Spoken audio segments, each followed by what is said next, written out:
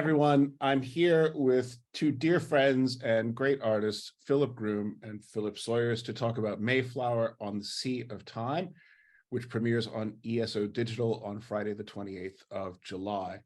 Philip Groom is an artist and poet who wrote the libretto for this remarkable work. Philip Sawyers is the ESO's composer laureate, and he wrote the music. And between them, you can see a painting by Philip Groom, inspired by the events we're going to be discussing. So welcome to, as they are colloquially known, the Philips. Thank you. Hello. It was never a foregone conclusion that this project would happen after the string of bad luck that seemed to haunt it for a while. But let's go right back to the beginning and talk about how the project came onto your radar and how you got involved.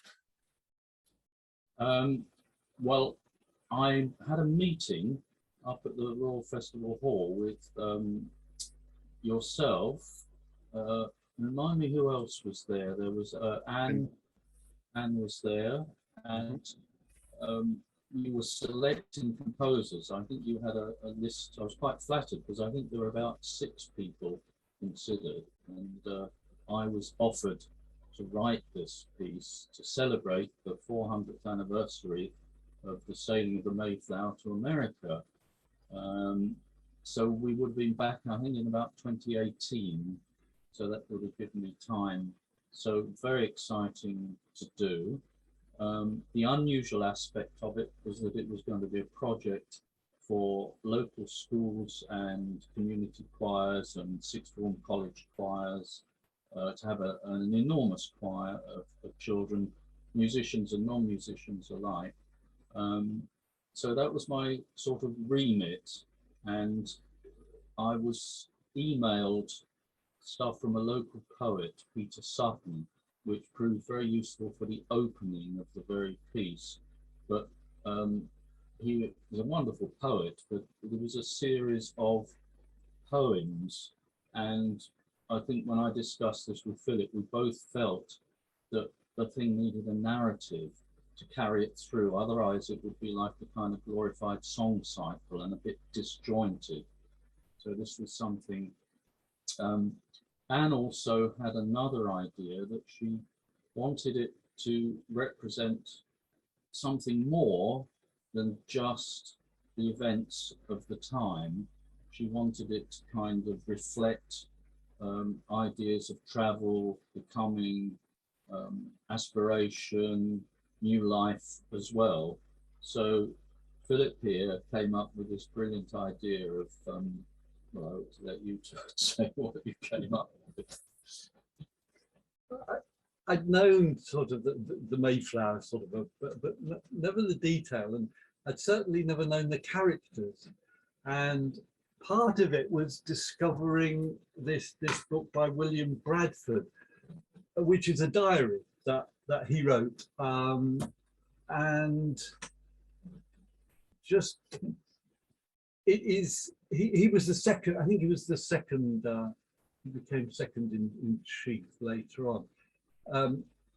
But it's a diary packed with sensitivity and Christian fervor, and it doesn't sort of skimp over the problems, the excessive drinking, the wars between who's in charge, the odd little bits of immorality. But it is so good with the Native Americans, with Squanto, and they are named, they have personalities in this diary, and it just seemed an incredible opportunity to link religious fervor with crashing of cultures together. I mean, that just how these two worldviews that are so different just hitting each other. And just the other thing was, we only know it because this man wrote a diary. You think of the hundreds of thousands of other stories that we know nothing about. And the Atlantic, I'm going on a bit, but the Atlantic was full of people backwards and forwards to Europe. I mean, it was very busy. And the diary ended up in England and was only rediscovered in the mid-19th century in Fulham, in London. Oh, So, wow. I mean, the chances were that it would have been lost. You know, I mean, the history of the diary itself is exciting. So I got excited. I mean, they were fascinating. We both did a lot of reading, and I'd read, because of my peculiar sort of morbid fascination for all things a bit macabre, I'd read about the Salem witch trials. But of course, this predates this, but you can see how it's kind of connected. And fascinating things for me were that, of course, the Mayflower set sail with twice the number of people on that it should have had, because there was a boat that preceded it and it had only got, I don't know, a mile or two out, and it started to sink or take on water. It had to turn back. So the Mayflower had far too many people on it, which of course accounted for the incredible sickness and death on the voyage over. And Philip brilliantly kind of portrayed that sort of suffering. It wasn't a happy time at all. And they even ended up in the wrong place, a place called Cape Cod. They were aiming for somewhere a bit further north. And fascinatingly, if it hadn't been for the American Indians, they'd never have survived the first winter. It was so cruel and so hard. And there were very good relations between which Philip managed to get into the libretto, the Plymouth Compact, where the governor makes a compact with Squanto, and in the piece we actually have it declaimed by the baritone what these aims and objectives are. Trouble is, a year later, it all gets a bit nasty and conflicts break out. And as they say, the rest is history. But it also gave terrific musical possibilities. I was a bit naughty. I added bits to the libretto because obviously this sea crossing, you know, having been a member of the Opera House Orchestra and played Peter Grimes, you know, the four sea interludes, I was dying to do a storm at sea bit. So, of course, my pathetic literary contribution is storm at sea. I think that was. Oh, and also I found out that there were children that were sort of press ganged into going. There were paupers and orphans who were actually taken on board against their will. Well, one assumes they were, to make the journey, which of course to us today doesn't sound particularly Christian. But when one remembers the treatment of women as well at the hands of these religious extremists as they were, I mean, they'd gone to Holland, which was supposed to be a very liberal place, and they'd even found that wasn't quite sort of strictly Protestant and moral enough.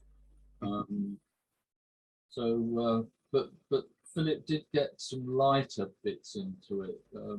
You know, about what's his name drunk under the table, and that's the trouble with men, and the women sort of having a little moan about berating their husbands. And who is it, Desire or Desiree? Yes. There are rumours about what's going on with her, and yes. So perhaps they weren't quite as pure as the name Puritan suggests. But that's the delightful thing about the diary, I think. From what I haven't read the whole diary. I've just read a compilation of it, but the humanity of it. Well, and I think one of the things that helps the humanity come through so vividly in the piece is the way that you've given so many of the characters, these real life people, a chance to speak for themselves. And I'm curious, as a writer, do you make a conscious effort to shape the text when you're using the voices of different people? Yes. So what's the part that the living female? Oh, gosh, this is terrible. Yes, wife of Susanna. Yeah. Yes, Susanna. So it was. There wasn't enough text for her, but she'd been deserted by her husband, who'd gone back to England to fight with Cromwell or whatever, and I just read into her. Just I endured. I endured enduring, or I carried on enduring. I just thought what it must be like, just dumped on this semi-barren with just bringing up a kid and just being deserted. So yeah, I invented her, but there were bits, the dialogue, that incredible scene where I think it's Edward Weston goes out with Squanto, and the holes in the ground, and Squanto is telling them this is how they mark their history. Yeah. That was so, and the writer Bradford, sort of his acknowledgement that this is real mysticism and real history, and valuing it. So that was really, some of it I do really closely to and then some is invented. Yeah. But I mean, Susanna was a real character, and she was one of the only mothers to survive the first winter. Which is quite extraordinary. And I've always been a great fan of the Bach Fantasia and Fugue in C minor, especially the Fantasia, and there are perhaps tiny little echoes of the musical shapes in Susanna's music, and also in C minor, when she's actually just showing how upset she is about how dreadfully wrong things have gone, the children that have died, the friends that have died, the real struggle to make the new community. Fantastically sung, of course, by April, who just, you know, Yeah, that's Susanna. She's a phenomenon, isn't she, April? And that's a remarkable bit of the piece, because I think also the way that you've both done it, it makes it feel less historically remote. You know, that so often the real inner emotional world of women in that period is not very vividly realized. You know, that they tend to be the cartoon cutout of a worthy Christian wife and everything, and she really speaks from the heart with quite a bit of anger as well, and talks about the frustrations of being perceived as a, you know, straightforward character when she's a person of complexity and passion and stuff, and talks about the force of her own will carrying her through it. It's a will. That was right. Yeah.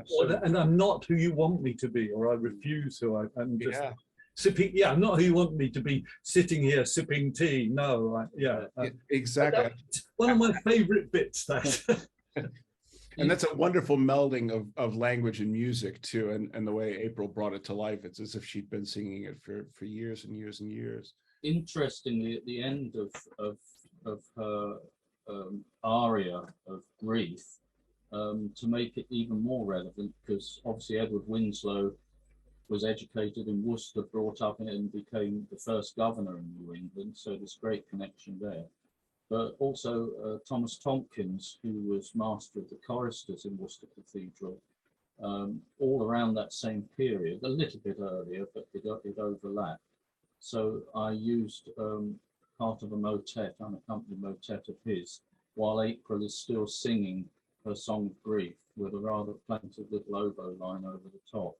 So that kind of gave it, I think, a sort of historic feel, and it marked the end of that section.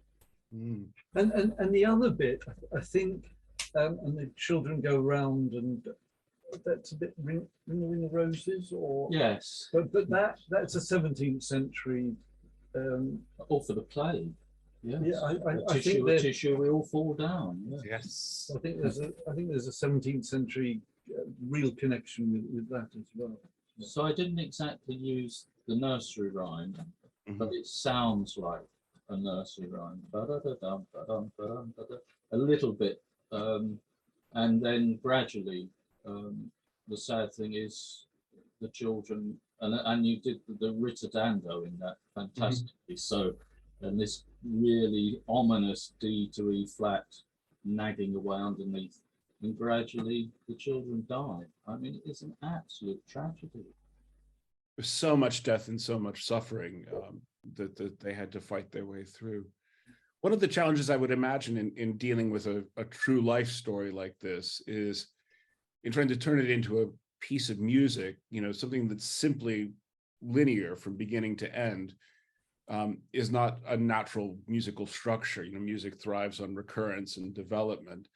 And I noticed, throughout the libretto, there's quite a bit of actual what a composer would call motives, things, bits of text that recur and develop and all of that. Is that something that you worked on together, or was that all Philip Groom's work? How did that come to be? We didn't work on anything together. He said, I need some more, go and write it. So I wrote it, and he said, right. And then he said, now go and write some more. So I wrote it. He'd say, I need a different rhythm here. Can we change this word because it doesn't quite fit? But I think that was probably very little. We did it fairly separately. But of course, having characters gave the opportunity to have a sort of Wagnerian leitmotif type of writing. So that, for example, when you hear Squanto, the American Indian, he has his music, Susanna has hers, Edward Winslow has his. Even the water, even the ocean has its music. So in a way, it was able to, I felt able to kind of connect things. And musically also, the fact that it was in 4 sections, not exactly corresponding, it would be far too big a stretch of imagination to say like 4 symphonic music movements, but a lot of contrast in it, and even the opportunity, the kind of merrymaking bit, to have a really fast scherzo. So I think, yeah, and as you noticed, Ken, a lot of these motifs recur throughout the piece.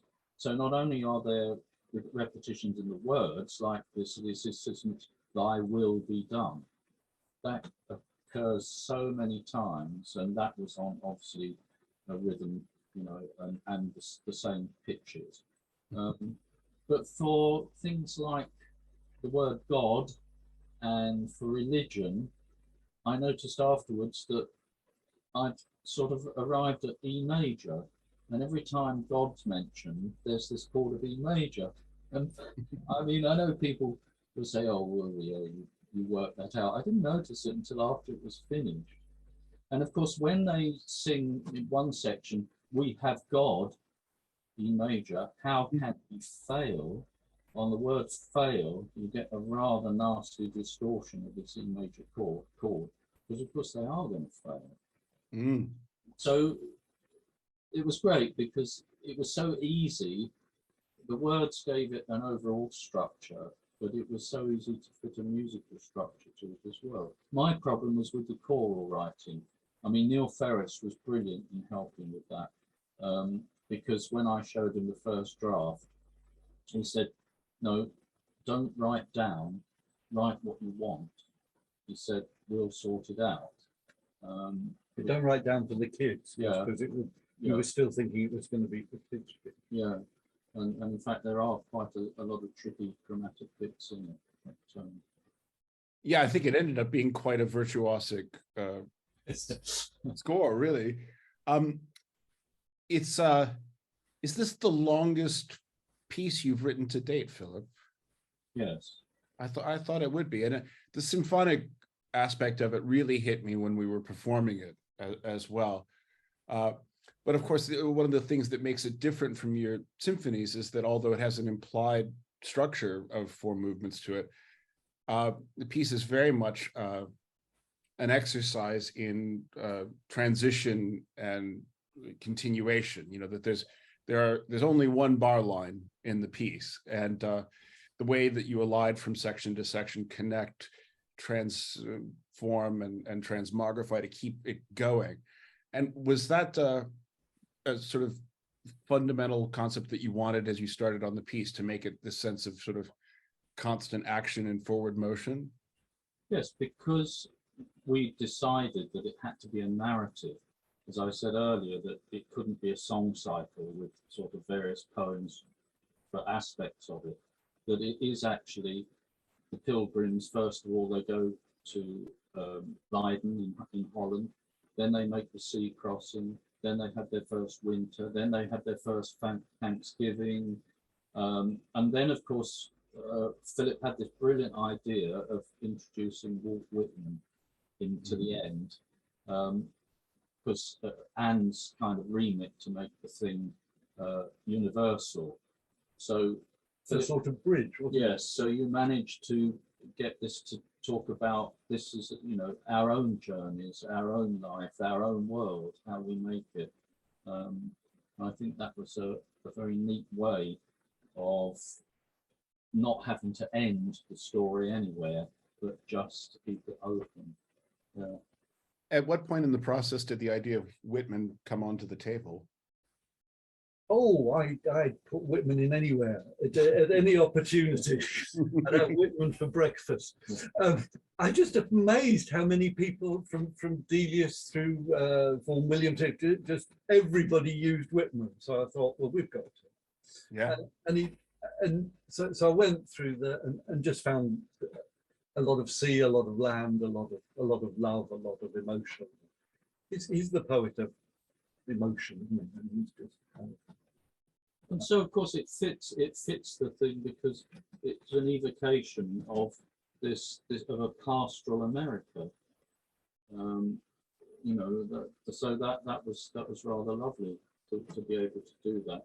And I always like to reuse things, like a lot of composers. I mean, think how many times Handel reused things. So the slow movement of my first symphony, which started out as a piece for string orchestra for a friend's wedding yonks ago, became the basis for this duet between the baritone soloist and the soprano soloist, who act both as commentators or narrators, if you like, on the action, but also as characters in their own right. So it was rather lovely to have them having one last kind of glorious duet together with these fantastic words extolling the beauty of nature. It's maybe 15 years ago now, Philip, that you and I were talking about your second symphony, I think. And you said something along the lines of, obviously I'm paraphrasing, that, you know, when you're getting to the end of a big piece, you should always do something extra. You know, you shouldn't just plow into the ending of the piece, always do something extra. And when I saw the Whitman section in the score, I was like, now this is something, you know. And it's wonderful because the language is conspicuously different, and you know, it's more visceral, it's more sort of quasi-erotic almost, you know. And after all this narrative and lots of you know, people telling their own stories, to go into this more sort of spiritual realm of language is an amazing thing. And I think it adds so much to the power of the final bit of the work which follows it. I mean, you're absolutely right. I mean, I've often noticed, you know, as a performer and listener myself, that the composers that really impress me are always the ones that do something extra, not the kind of routine. I think that's where in the classical world, you know, everyone says, oh, well, there were lots of other composers other than Haydn or Mozart, but of course they both do something that the ordinary composer wouldn't do.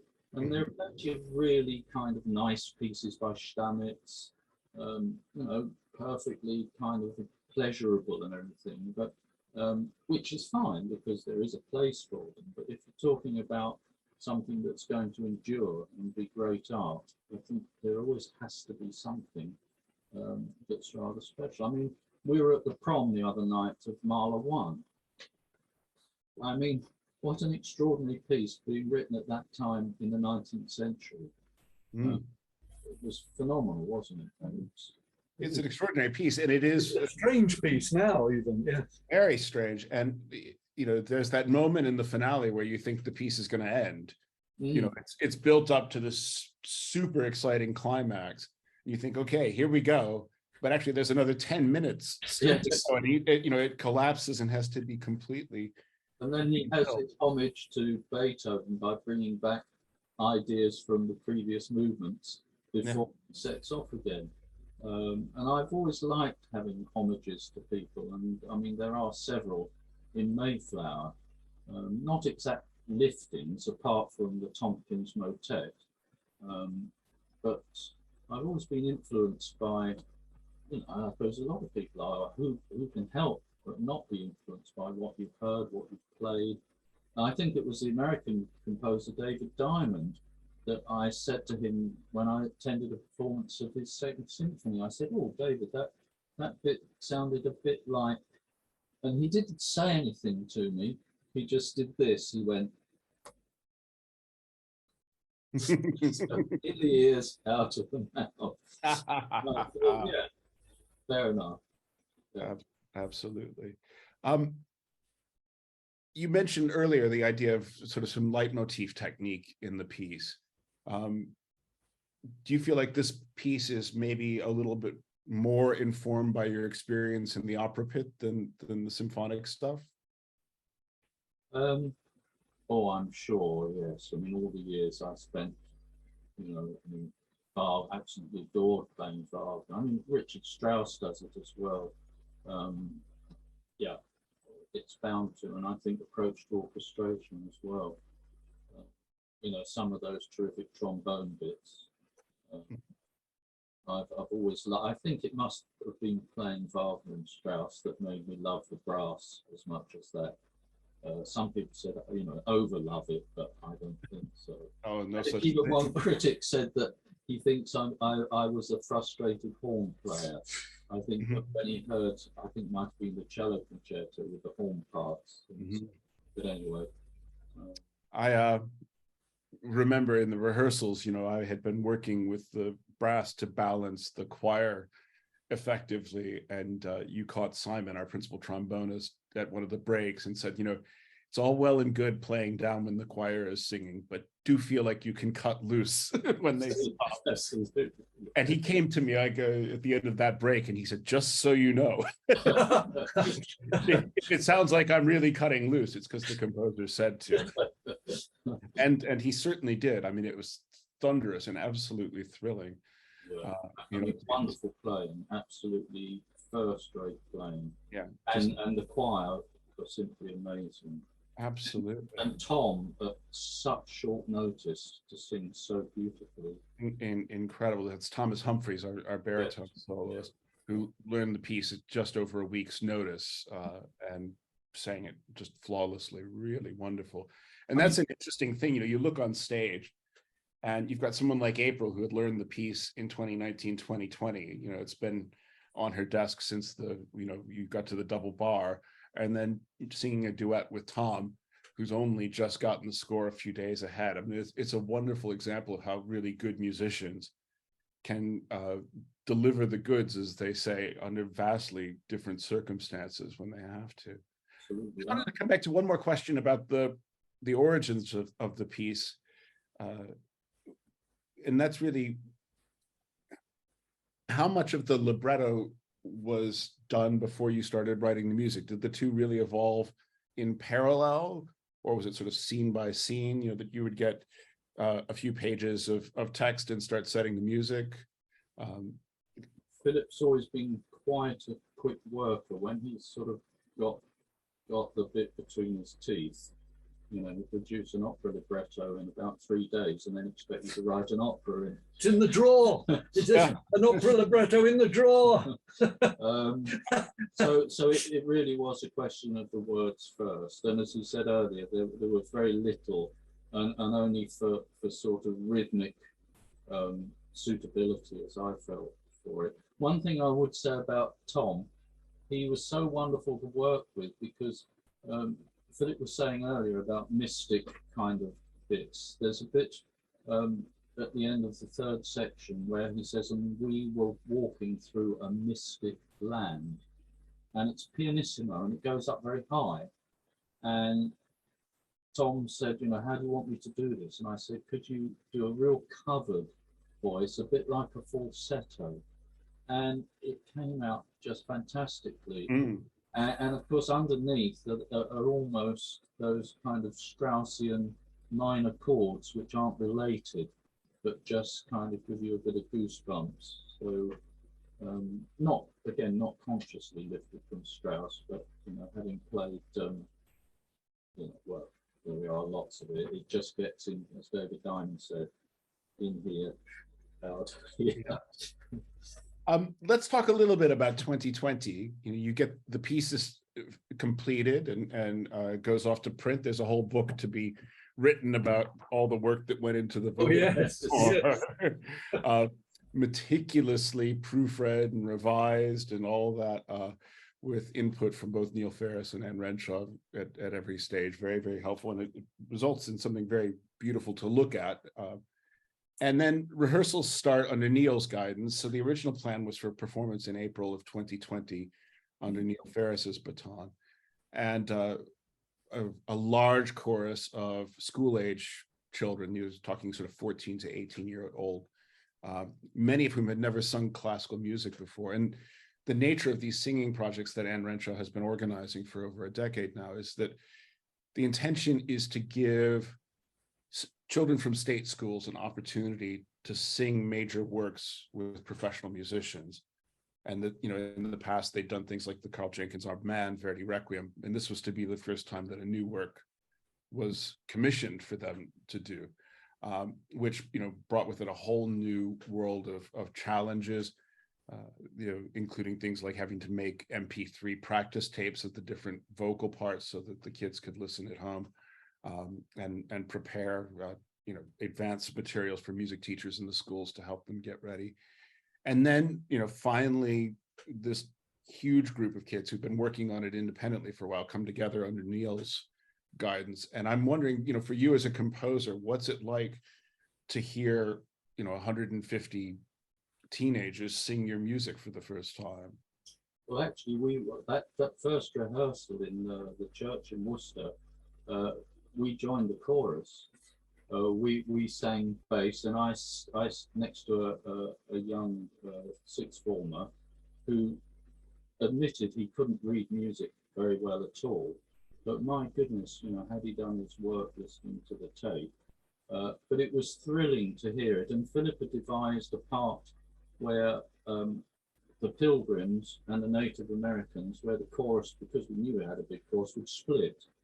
And the antagonism between them, we don't want these people here. We're here to stay. No, we don't want you. There was this toing and froing, which of course we weren't able to do in the end with the numbers we had. But I think it'll still sound, convincing. But they sounded terrific. I mean, even Neil's warm up with them was exciting. I mean, you said, it's quite a physical warm up, doing some sort of exit. Yes, and then the vocalizing. Yeah. I mean, what a start. So it was so sad that, after such a good, promising start, and as you remember, there was going to be a second performance at the Three Choirs Festival, which, was very exciting because I've never had anything on there before. And then that wretched virus struck. And that put pay to the whole thing. I mean, the children were also doing school projects because it was the period in 2020 on the Mayflower. So the whole thing was an historical project for them at school as well as a musical one. Yeah, so I'd sent notes on costume, colours, the general cultural things, the whitewashing of churches, all the murals in churches going, everybody wearing black and white, silver and gold going, and you using sort of wood again. So there was this really quite in-depth sort of looking at the period and what Puritanism meant and the spiritual aims behind it, and also what it lost as well. You gain something, but my God, you lose a lot as well. Mm-hmm. And of course, because of the nature of the project, it was always going to be incredibly hard to reschedule. The fact that it's involving students, by the end of that summer of 2020, a good half of the chorus who'd learned the piece had graduated and moved on. And for the other kids who had learned it and were still in school, there was an expectation that they needed to go on and learn another thing, that, they'd learned this piece. And then we started looking for other opportunities to do it. I remember thinking, well, we've missed the 400th anniversary of the sailing, but we could do the 400th anniversary of the first Thanksgiving. And that came and went, because of the difficulties with social distancing. When the Three Choirs Festival essentially rescheduled the program from 2020 in the summer of 2021, again, it was not possible in the venue that we were set to do it in, which was a little smaller than Worcester Cathedral, to have fit a feasible chorus in there. So again, it went, and it's been, just so incredibly difficult, talking to lots of different choirs and stuff. But in the end, we finally got there, and with a choir so vastly different from the original one. Yeah. So, having put it through almost to the conclusion, it was only one rehearsal away, I think, when it was canceled in 2020 from being, complete and finished, with young people who are learning to sing for the first time. And then with the ESO chorus for the actual performance, you have 24 young professional virtuoso singers coming in with, world-class vocal training. And you wouldn't think that 24 human beings could make enough noise to be heard with a sort of Wagnerian orchestra behind them. But what was it like hearing those voices unleashed for the first time? Well, it was simply amazing. I mean, it doesn't sound like 24 singers. They were just so incredible. I mean, their sense of everything, their pitching, their pulse, their musicianship. I think the only thing, talking with Michael, your assistant conductor, the only thing in one or two places, we felt that their diction was so good that it might be too good to represent some of the rougher elements, characterization in the text. But I mean, it was an absolute joy and a real.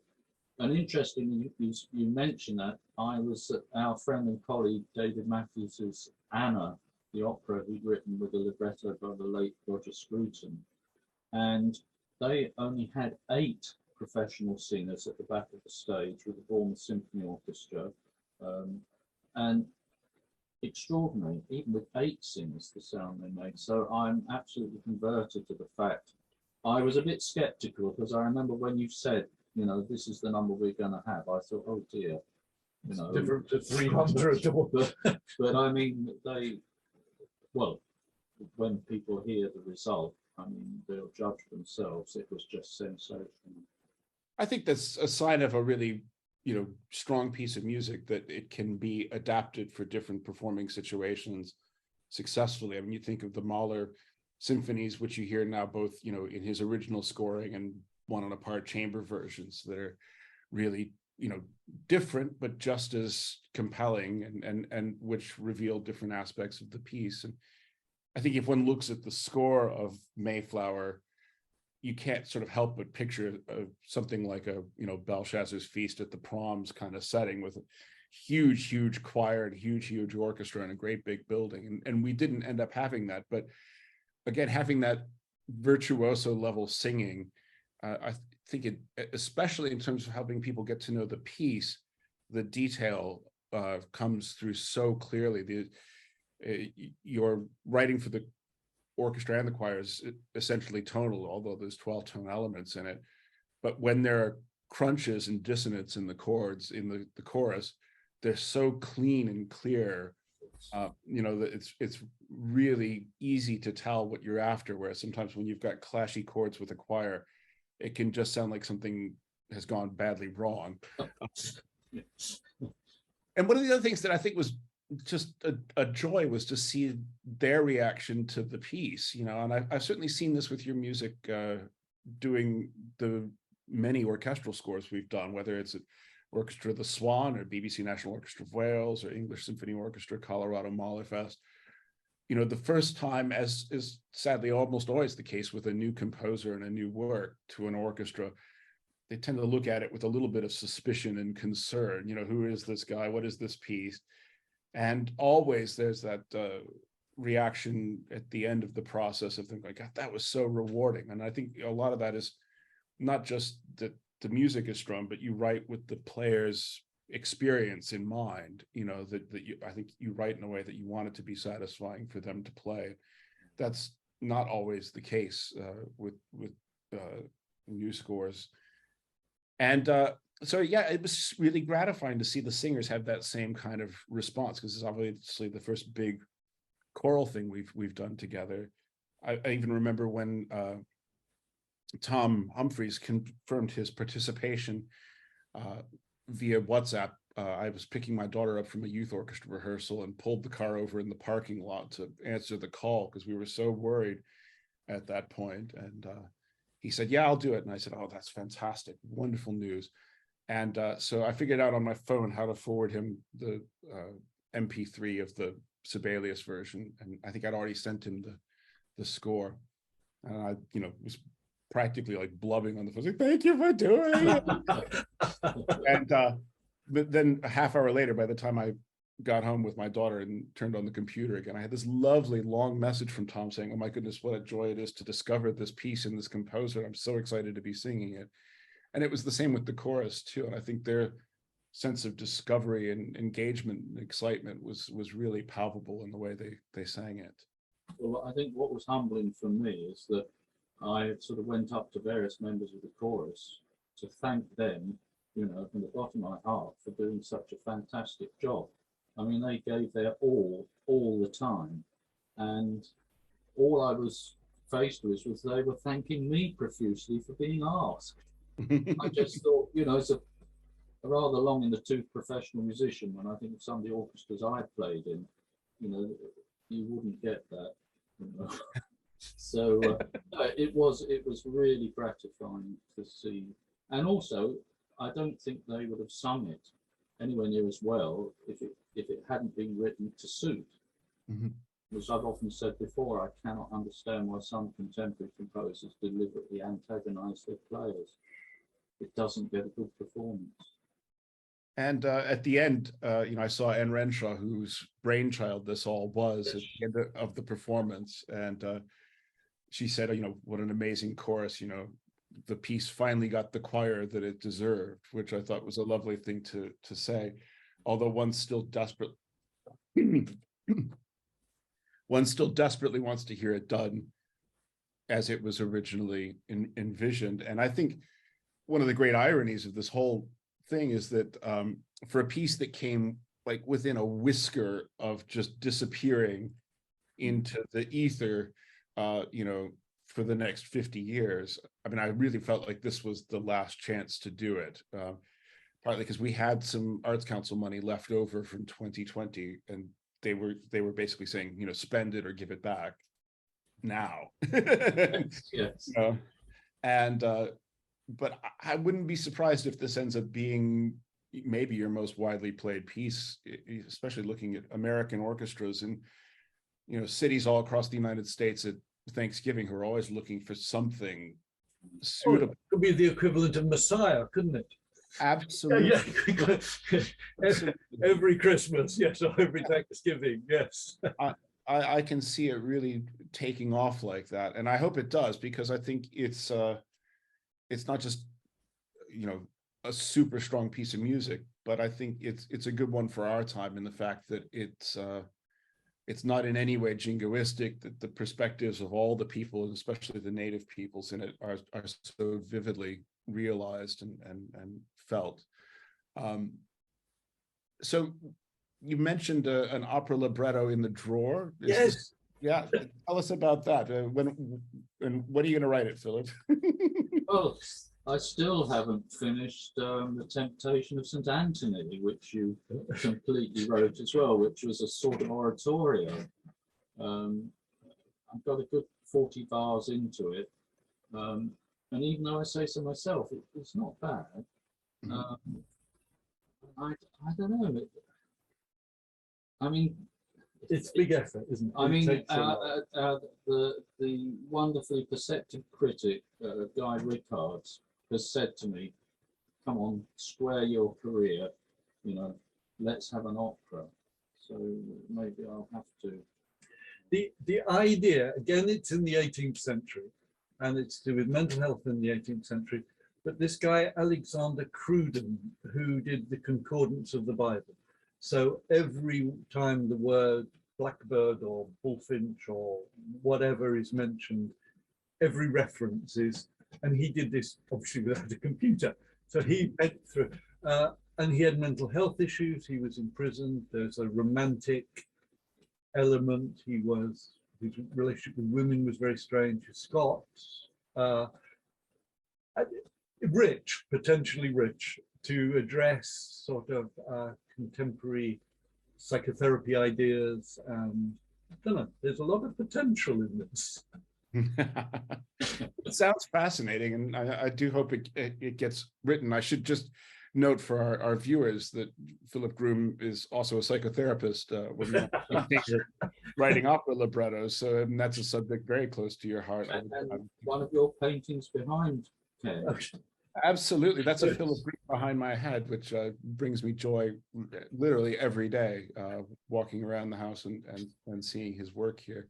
Feel very, very lucky to be able to see it. And now, is the image between you there the one that we'll see on the cover of the CD in due course?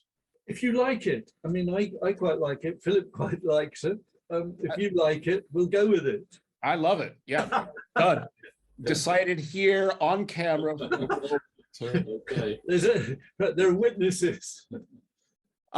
Just as imagining a listener to this podcast, then immediately going on and hitting play on the performance, can you maybe give a first-time listener a 5 or 10 minute overview of the piece musically and text-wise, what to listen for, what to look out for?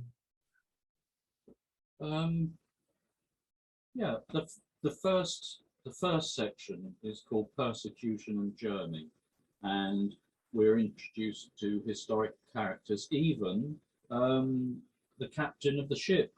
Captain of the Mayflower was called Captain Christopher Jones. And so that people don't get confused, Thomas Humphreys is a narrator, as is April, the soprano, April Frederick, but also a character. But he announces himself, so the characters usually say who they are. There was a wonderful girl in the chorus who sang the child parts, because we have the children. So we've got Persecution and Journey. That includes a very dramatic storm at sea and the problems of it. But then they eventually arrive at Cape Cod. So the second part, Arrival in the New World, with arriving at Cape Cod, thank God. So, God. I like cheap rhyme. I love it. So we meet the children, who were actually, characters. There's Oceanus, who was named that because he was born at sea. Then the first Native American we meet is a chap called Samoset rather, who they think is named Somerset, and they're particularly impressed with his English because he was in fact enslaved and spent time in Europe. Then impressed with his English and his height, and maybe a little surprised by his outfit. Yeah, he was 6'4", and Philip got this. While he's singing, the chorus mumble underneath. They say he's wearing a thong. It's not very long. They're absolutely outraged at this. So then we meet Squanto, who arranges the trading between the two parties, and we hear about the Plymouth Compact, which is where you'll hear it's actually spoken. It's the only bit of spoken dialogue in it, so it's very obvious when it comes, and just alternating chords just punctuate each of, I think, how many are there? There are six different items that they're all signed up to. Then we meet Edward, Susanna, and Peregrine. Obviously, that's Edward Winslow, who was educated at King's School, Worcester, the first governor. then the third, once we've had a bit of their story, we then get section 3, which is survival and making our community. And it's all about, this is the scherzo part, the fast part of it, gathering the fruits of our labours, planting high ideals, but we get the conflict there between the two groups. The Americans say, well, I mean, the Pilgrims say, well, the land belongs to those who buy it. And they're very plaintive, unaccompanied chorus bits where the Native Americans say, how can anyone own this land? How can anyone own this sky? And then we have, in section 4, we have the Thanksgiving. So that gave me plenty of opportunity for upbeat stuff. And once we've gone through the Thanksgiving, the title, Mayflower on the Sea of Time, then Philip very skillfully introduced this concept that this journey is a journey that all human beings, you know, you can talk about metaphorical seas, you can talk about metaphorical conflicts, but about people having their time. Everyone has, you know, hopefully their time. Then this is interrupted with the Walt Whitman, and then there's the final absolute sort of song of praise at the end with that typical Handelian rhythm on glorious, glorious. I mean, one absolutely has to. And a big sort of, almost, as you said earlier, a big sort of Waltonian ending. And yes, if there's anybody from the BBC watching, it would sound brilliant at the proms, especially with that lovely Albert Hall organ coming right at the very. Well, I remember you had finished the piece structurally, and you came back to me and said, "Do you think I could have an organ?" Yes, please. That's an incredible moment. What a chord it comes in on. There's like a G9 chord, isn't it? Yes, yeah. Absolute thunderous. And again, that's one because of that extended chord, when it's really well balanced and perfectly in tune with the choir, it was just electrifying to hear. And you know, it reminds me again, as you get to the end of the piece, that sort of motivic sense of developing the text. You know, there's this alternation of inglorious and glorious, which eventually just becomes glorious at the end. And quite a lot of things like, you know, these exchanges of my time, your time. And one of the ones that I thought was really hitting all of us emotionally was when it gets to my boat, your boat, and thinking about boat people, the world today. Absolutely. I mean, this hit me so strongly in the cathedral. You know, just, you know, from the Vietnamese boat people to what's happening in the Channel now to what was happening in the 18th century. Yes, boats are really powerful. Yeah, it's always happening. Really significant symbol, image.